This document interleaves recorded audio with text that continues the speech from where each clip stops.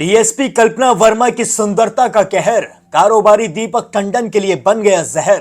पहले तो दे डाले करोड़ों रुपए हीरे के जेवरात और महंगी महंगी गाड़ी, और अब रो रो कर कह रहा है भैया नुकसान हो गया भारी। लेकिन अब जो डीएसपी मैडम के साथ होने वाला है वो उन्होंने कभी अपने सपने में भी नहीं सोचा होगा। आदाब, नमस्कार, Sat Shri Akal, peace to be with you दोस्तों। मेरा नाम है जुनैद भाटी और आप देख रहे हैं द न्यूज फीवर। हर दिन पुलिस महकमे से एक ऐसी खबर निकल कर आ रही है जो सभी को चौंकने पर मजबूर कर दे रही है। जी हां, सबसे पहले निकल कर आया था कि कांस्टेबल मीनाक्षी शर्मा ने कैसे इंस्पेक्टर अरुण कुमार राय को अपने लव ट्रायंगल में फंसाया था, जिसके बाद उसने 25 लाख रुपए की डिमांड की। लेकिन ये डिमांड इंस्पेक्टर पूरी तो ना कर सके, पर उन्होंने अपनी जान जरूर दे दी। लेकिन इस बार कांस्टेबल मीनाक्षी शर्मा नहीं बल्कि डीएसपी कल्पना वर्मा है। जी हां, डीएसपी कल्पना वर्मा ने एक ऐसी शर्मनाक घटना को अंजाम दिया है, ऐसी शर्मनाक घटना देने के उनके ऊपर आरोप लगे हैं जिन्हें आप सुनेंगे तो आप भी ये सोचने पर मजबूर हो जाएंगे कि आखिर ये पुलिस थानों में चल क्या रहा है, पुलिस आखिर कर क्या रही है। पुलिस के अगर अंदरूनी हिस्सों में ही ऐसी चीजें चल रही हैं तो बाहर जो चीजें घटित हो रही है उन्हें पुलिस कैसे संभालेगी, उन्हें पुलिस कैसे सही करेगी। जी हाँ, पुलिस महकमे पर बहुत बड़े सवाल इस वक्त खड़े हो रहे हैं। ये खबर निकल कर आ रही है छत्तीसगढ़ के रायपुर से, और इसी वजह से रायपुर पुलिस की साख पर अब बात आ चुकी है। ये बात किसी कांस्टेबल या फिर हवलदार की नहीं है, ये बात है डीएसपी की। जी हाँ, डेप्यूटी सुपरिटेंडेंट ऑफ पुलिस बहुत ऊंची पोस्ट होती है, एक लेवल की पोस्ट होती है, और इसी पोस्ट पर तैनात है डीएसपी कल्पना वर्मा। और अब कल्पना वर्मा पर एक कारोबारी ने आरोप लगाए हैं। इस कारोबारी का नाम है दीपक टंडन। दीपक टंडन ने व्हाट्सएप के स्क्रीनशॉट दिखाए हैं। जिस व्हाट्सएप चैट के थ्रू उसकी कल्पना वर्मा से बात हुआ करती थी, उन्हीं चैट्स के सारे स्क्रीनशॉट दीपक टंडन ने अब पुलिस को दिखा दिए हैं और सोशल मीडिया पर वायरल भी कर दिए हैं। सबसे पहले आप ये भी जान लीजिए कि दीपक टंडन इस केस में कोई दूध का धुला नहीं है। दीपक टंडन भी इस केस में पूरी तरीके से शामिल था, लेकिन वो कहते हैं ना, जब इंसान ठोकर खाता है तभी उसे अकल आती है। दीपक टंडन ने ठोकर खाई, लेकिन बहुत एंड मौके पर जाके, जब तक उसका सब कुछ लुट चुका था। दीपक टंडन के साथ तब तक बहुत बुरा हो चुका था जब उसे अकल आई। जी हाँ, शुरुआत में दीपक टंडन की और कल्पना वर्मा की मुलाकात हुई थी दीपक के होटल पर। यहाँ पर एक दीपक के मिलने वाले थे जो कांस्टेबल थे, जिनके जरिए दीपक टंडन से मुलाकात होती है कल्पना वर्मा की। इस बारे में दीपक टंडन बताता है कि कल्पना शुरुआत में मुझे मिली थी, शुरुआत में हम दोनों की ऐसी बातचीत हुई, लेकिन धीरे धीरे हमारी दोस्ती हो गई। कल्पना वर्मा हमेशा हमारे होटल पर आया करती थी और वहां आने के बाद वो कई कई घंटे वहां पर बिता दिया करती थी, जिसके बाद हमारी नजदीकियां बढ़ने लगी और हमारी अच्छी दोस्ती होती गई। इसके बाद से ही दीपक टंडन की और कल्पना वर्मा की व्हाट्सएप चैट के जरिए भी बातें होने लगी। ये व्हाट्सएप चैट सामने भी आई है जिसमें साफ तौर पर लिखा हुआ दिखाई दे रहा है कि दीपक टंडन कल्पना वर्मा के घर जाने की बात कर रहा है, दीपक टंडन कल्पना वर्मा के शहर जाने की बात कर रहा है, जिस पर कल्पना वर्मा उनसे कहती हुई नजर आ रही है कि आ जाओ। जी हाँ, इसके बाद कल्पना वर्मा कुछ पैसों की डिमांड करती है और कहती है कि मैं बहुत ज्यादा तकलीफ में हूं, तुम मुझसे पैसे वापस ले लेना। इस पर दीपक टंडन कहता है कि मैं आपसे लूंगा नहीं, मैं आपको सिर्फ दूंगा, क्योंकि मैं आपसे प्यार करता हूं। जी हाँ, ये सुनकर कल्पना वर्मा के हौसले और ज्यादा बुलंद हो जाते हैं, जिसके बाद कल्पना वर्मा कहती है कि इतने पैसे अभी अकाउंट में डाल दो, जिसके बाद दीपक टंडन भी राजी हो जाता है और कह देता है कि ठीक है, मैं डाल रहा हूं। और इसके बाद कल्पना वर्मा दीपक के साथ एक और बहुत बड़ी डील करती है। डील होती है कम से कम 12 लाख रुपए की। जी हाँ, ये 12 लाख रुपए दीपक टंडन के द्वारा कल्पना वर्मा के भाई को दिए जाते हैं, और इस बारे में भी कल्पना वर्मा ही दीपक टंडन से कहती है। और तो और दीपक टंडन ये भी कहता हुआ नजर आ रहा है कि मेरे पास एक गाड़ी है जो हाई राइडर कार है, वो भी कल्पना वर्मा के पास पड़ी हुई है, वो भी आज तक वापस नहीं आ पाई है। दीपक टंडन और कल्पना वर्मा की एक और चैट वायरल हुई है जिसमें दीपक साफ तौर पर कल्पना वर्मा से कहता हुआ नजर आ रहा है कि मैं अपनी पत्नी से डिवोर्स ले लूं क्या, जिसके बाद कल्पना वर्मा इसके रिप्लाई में कहती है कि हाँ ले लो, लेकिन इस डिवोर्स में मेरा नाम नहीं आना चाहिए, मेरे बिना किसी नाम के इंटरफेयर के तुम ये डिवोर्स ले सकते हो। जी हाँ, कल्पना वर्मा ने दीपक टंडन को डिवोर्स लेने के लिए भी कह दिया। जी हाँ, और इसके बाद दीपक टंडन इस बात से राजी भी हो जाता है।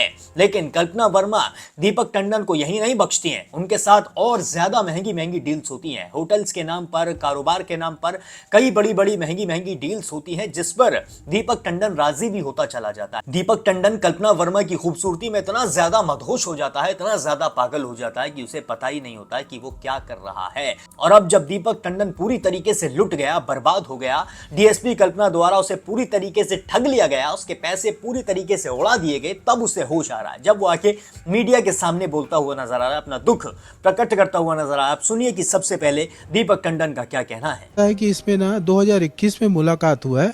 मुलाकात करने के बाद 2 साल तक का बहुत मधुर संबंध थे। और रहा सवाल धोखा का, तो मैंने ब्लाइंड भरोसा किया, उनके ऊपर ट्रस्ट किया था और मैंने पैसा भी दिए।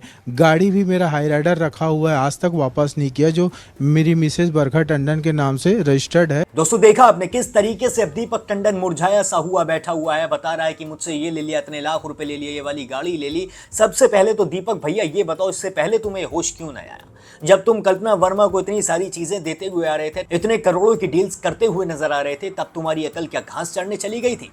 तुम अपनी पत्नी को डाइवोर्स देने तक की बात कल्पना वर्मा से करते हुए नजर आ रहे हो, तब तुम्हें जरा सी शर्म नहीं आई थी क्या? अब तुम्हारे जब पैसे लुट गए, जब तुम्हारा सब कुछ लुट गया, तब तुम्हें अपनी पत्नी की याद आ रही है, तब तुम्हें लोगों की याद आ रही है, और तब तुम्हें मीडिया की याद आ रही है, तब तुम एफआईआर दर्ज कराने के लिए जा रहे हो। हालांकि ये है कि जो केस है जिसमें एफआईआर दर्ज कराने की बात करी है दीपक टंडन ने, इसमें पुलिस ने अभी तक भी कोई भी एफआईआर दर्ज नहीं की है, क्योंकि पुलिस का कहना है ये इनका आपसी मामला है, इनका व्यक्तिगत मामला है। इन्होंने आपस में भेदभाव करके, आपस में जुड़ाव करके इन पैसे का लेन देन किया है, इतनी ये जो डील्स की हैं इन्होंने खुद अपनी मर्जी से की है, इसलिए हम अभी इस केस में एफआईआर नहीं कर सकते हैं। जबकि डीएसपी कल्पना वर्मा ने सारे आरोपों को सिरे से नकार दिया है। डीएसपी कल्पना वर्मा का कहना है ये सिर्फ मेरे खिलाफ साजिश रची गई है, मैं इनके ऊपर मानहानि का केस करूंगी, मैंने इनसे कोई भी लूटपाट नहीं की है। अब आप सुनिए कि दीपक टंडन की पत्नी का क्या कहना है। रात को 3 बजे 4 बजे वीडियो कॉल करना, दिन भर फ़ोन में बातें करना, होटल में 8-8 घंटे बैठना। तब मेरे को लगता था, पहले शुरू में तो फ्रेंडशिप है। जब घर पे भी कॉल करना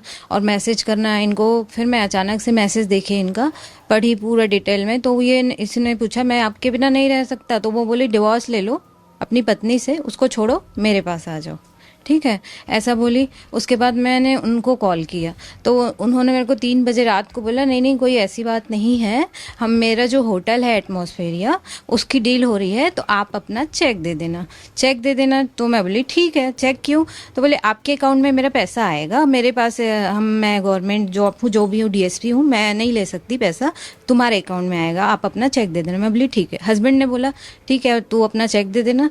घर में नहीं थे, उन्होंने अपने भाई को भेजा था, मुझसे साइन करवाया और चेक ले गया। उसके बाद पता चला कि होटल का कोई डील नहीं हो रहा है, तो मैंने अपना चेक वापस मांगा, तो उन्होंने सीधा साफ बोल दिया कि मेरे पास चेक नहीं है।